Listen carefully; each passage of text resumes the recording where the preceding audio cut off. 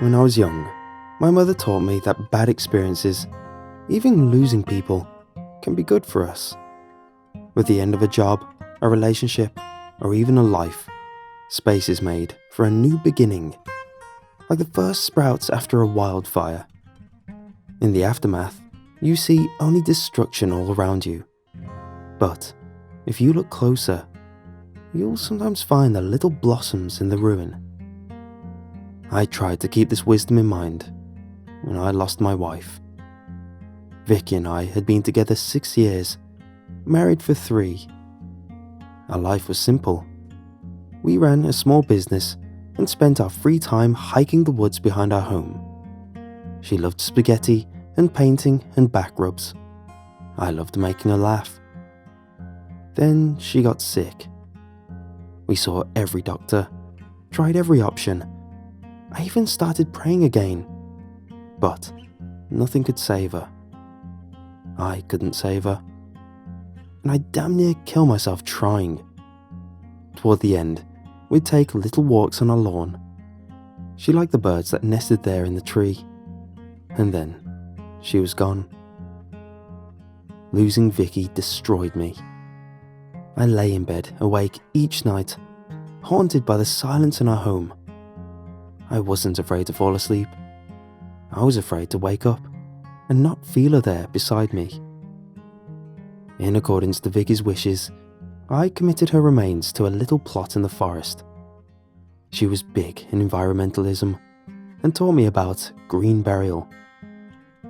The idea is to have as little impact on the planet as you can when you pass. Coffins of plastic and paint and varnish all over them. That crap gets into the soil and the groundwater. Cremation puts a lot of carbon into the air. But by itself, a dead body is basically plant food. So one night, I set out on what would be our final hike together. I had to carry her in a wheelbarrow, but it still felt a bit like old times. Her presence filled those woods, and I pretended she was walking alongside me. I imagined us holding hands, listening to the mournful cries of the owls. I didn't bring a flashlight. I knew the way already, and the moonbeams falling here and there lit my path. They looked like a mane of heavenly swords plunging into the darkness, smiting the evil that conquered the forest each night. Vicky would have loved to see them. As we neared the grave, her voice echoed to me on a gust of wind. I tried to ignore it. The gathering fog closed in, forming a barrier of privacy around the little clearing. There was a hole here, and a shovel beside it. "Felix," I heard again. My name sounded muffled, as if whispered by a person hiding somewhere in the undergrowth.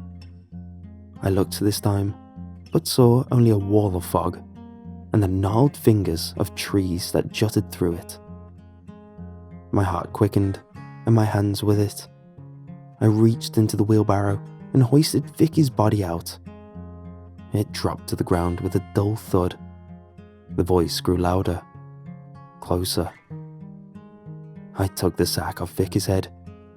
I wanted to see her face one last time.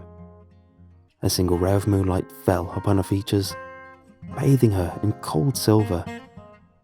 She glowed like an angel. "I'll always love you," I said, kissing her forehead. The coldness of her skin bit into my lips. "Please," she whispered. She tugged against the rope that bound her arms, but she was too weak from the medication. Somewhere behind us, a score of crows erupted in angry chatter. I buried my knife in her chest, and then buried her body in soil. The earth that swallowed her was cool and wet. Before long, her remains would become the trees and plants that hid us. In that moment, I thought of my mother and the lesson she taught me. I imagined Vicky's body as a seed, and I saw myself a gardener. In time, the forest would reap what I had sown, and new love would bloom in my life. I'm tired of people telling me that real disease is of the body. When my wife was diagnosed with depression, I witnessed the havoc that sickness can wreak on the mind. It ate away at her, made me unrecognizable to her, made me a stranger in our home.